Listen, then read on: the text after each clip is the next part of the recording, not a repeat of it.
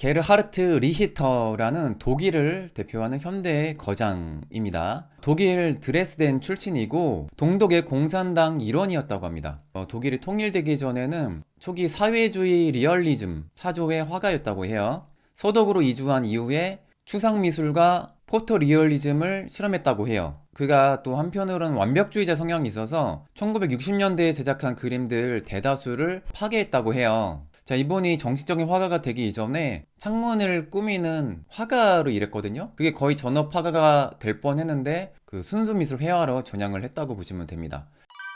초창기의 작품입니다. 그래서 해변가의 사람들을 그린 작품인데 게르하르트 리히터의 본인의 색채가 뚜렷한 시대는 아니죠. 자, 이분은 또 추상 화가이기도 했었거든요. 수직, 수평, 브러쉬 이런 스트로크의 연속으로 구성된 추상화도 많이 시도했었습니다. 이런 그리드 같은 패턴 시리즈가 꽤 되고 정말 다양한 그림을 시도했는데 다양한 색상과 회색 등의 음영을 통해서 깊이감과 움직인 듯한 효과를 보여주는 그런 작품이라고 볼 수가 있죠.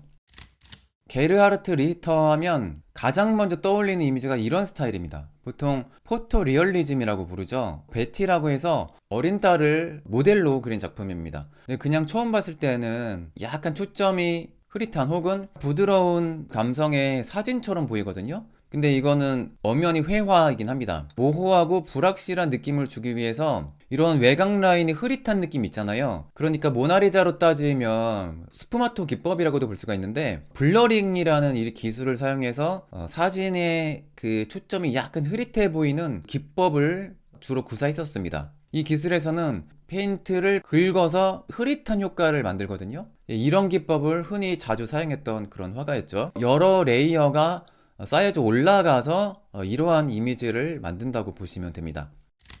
리더라는 작품인데 충격적인 그런 이미지보다는 인물을 그릴 때면 평범한 활동에 종사하는 사람의 고독한 그런 느낌을 좀 포착하는 것 같아요. 그러한 그림 시리즈 중에 하나고 이 그림 역시 사진을 베이스로 해서 오버페인팅이라 하죠. 겹겹이 쌓아 올린 그런 그림이라고 볼 수가 있습니다.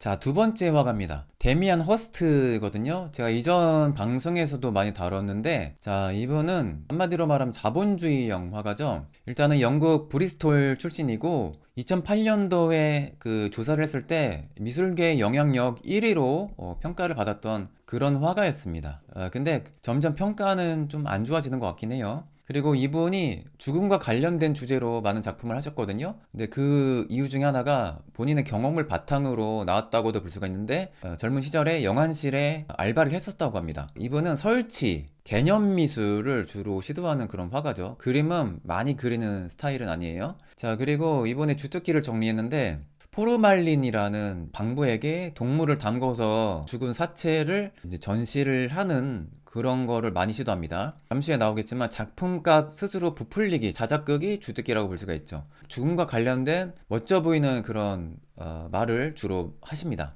YBA라고 해서 영 브리티시 아티스트 멤버 중에 한 분이고 데미안 허스트의 무명 시절에 이분을 후원했던 그 자본가가 사치 갤러리로 유명하죠. 찰스 사치, 제이 조플링이라는 갤러리스트들에 의해서 발굴됐다고 보시면 됩니다.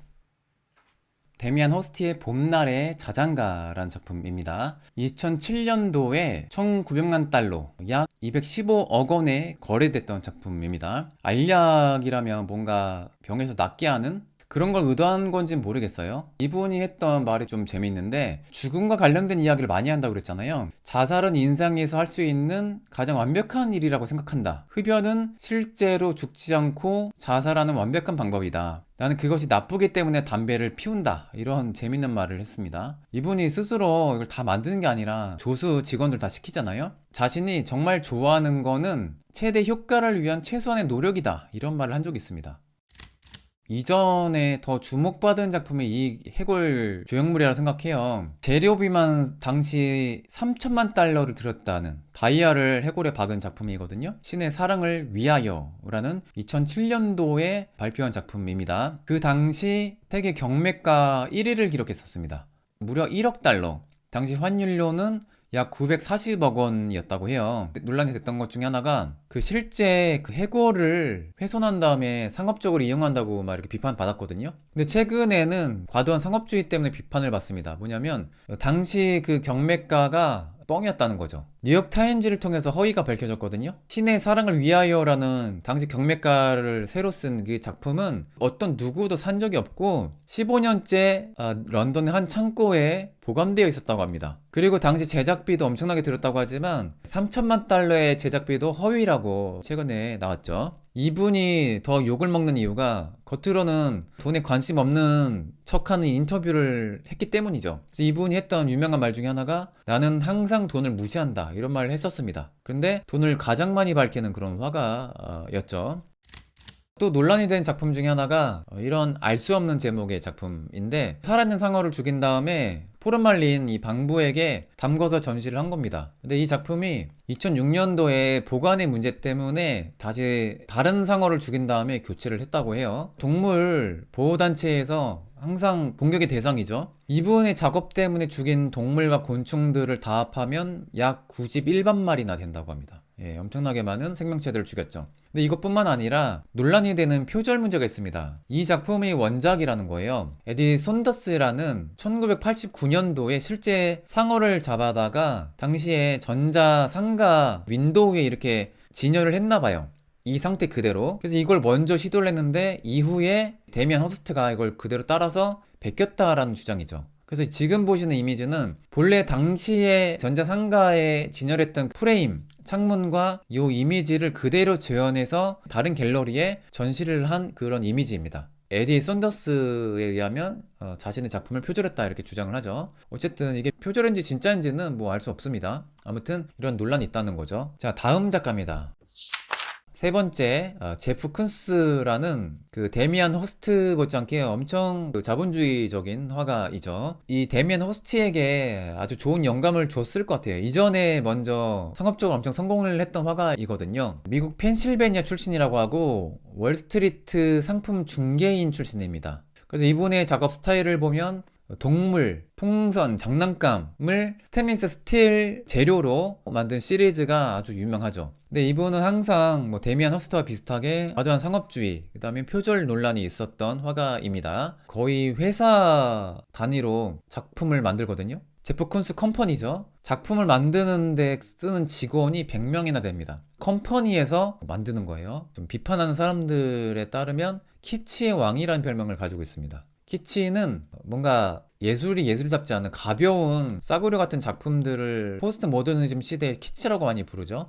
그리고 이분이 결정적으로 유명해지게 된 계기 중에 하나가 일로나 스탈레르라는 이탈리아 포르노 배우 출신의 당시 그 배우와 결혼을 하고 이 포르노 사진을 찍고 그거를 발표를 했거든요. 노이즈 마케팅 때문에 엄청 이슈가 됐었습니다. 이 배우는 한때 이탈리아의 하원 의원이기도 했었습니다. 정치인으로까지 성장을 했었죠. 이제 이분이 좀 자아가 세거든요. 어떤 말을 했냐면 금세기, 그러니까 20세기를 말하죠. 과거에는 피카소와 뒤장이 있었다. 이제 우리를 이 세계에서 벗어나게 하는 것은 나다. 이런 말씀을 하셨죠. 이분의 미소를 보면요, 사람 좋게 생겼잖아요. 인맥 관리를 되게 잘 하시는 그런 분이죠. 근데 이분의 좀 독특한 이력이 있는데 살바도르 달리와 친분이 있다고 그랬잖아요. 17살 때 화가가 되기도 전에 당시 최고의 슈퍼스타가 달리였잖아요. 그 달리한테 전화를 했대요. 달리가 전화를 받았어요. 제프 쿤스가 당신 만나고 싶다고. 오케이, 그래, 와. 그래서 뭐 밥 같이 먹고 전시도 같이 데려갔다고 합니다. 그러면서 이제 인맥을 쌓고 뉴욕의 현대미술관 모마에서 근무를 한 적이 있어요.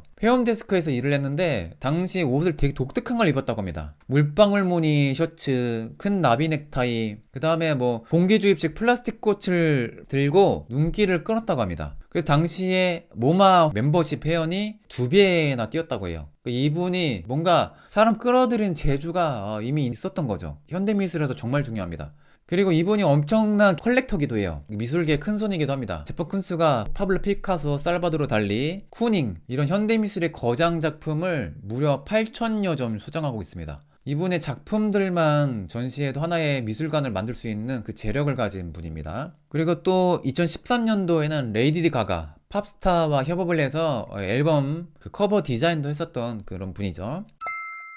최근의 사건입니다. 아트 와인우드라고 해야 되냐 이런 발음인지 모르겠는데 그 박람회가 있었대요. 근데 그 박람회에서 방문객이 강아지 스테인리스 스틸 제프 쿤스의 비싼 작품을 깨버린 거예요. 실수로 만지다가. 이 작품이 42,000달러의 가치를 한다고 합니다. 이렇게 파편이 된 거예요. 근데 더 주목받는 것은 뭐냐면 깨진 뒤에 전화 문의가 엄청났대요. 이 컬렉터들이 깨진 파편 살 수 있냐고. 그러니까 이 제프 쿤스의 이 스테인리스 스틸은 파편조차 예술이 되는 거죠. 근데 저 같으면 이 파편 잘 쓸어 모은 다음에 그 직원들한테 시켜서 다시 재조립하라고. 깨진 조각 그대로.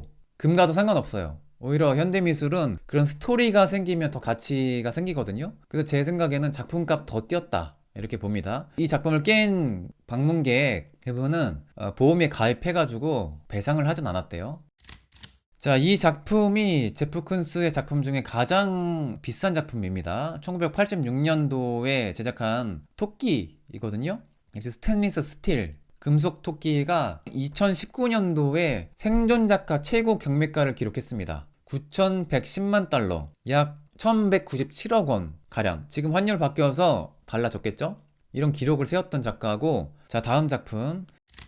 이분의 작품 중에 설치 미술에 가깝죠. 이 작품 되게 유명합니다. 스페인 빌바오의 구겐하임 미술관의 앞에 있는 강아지 모양의 이 설치 미술. 근데 꽃이잖아요. 이 꽃 가짜 꽃이 아니라 진짜 꽃입니다. 계속 관리를 한 작품이에요. 시즌별로 올 때마다 색깔이 바뀌는 그런 귀여운 강아지입니다. 빌바오의 이 구겐하임 미술관을 방문하는 여행객들의 인기가 많은 핫스팟 포토존이죠.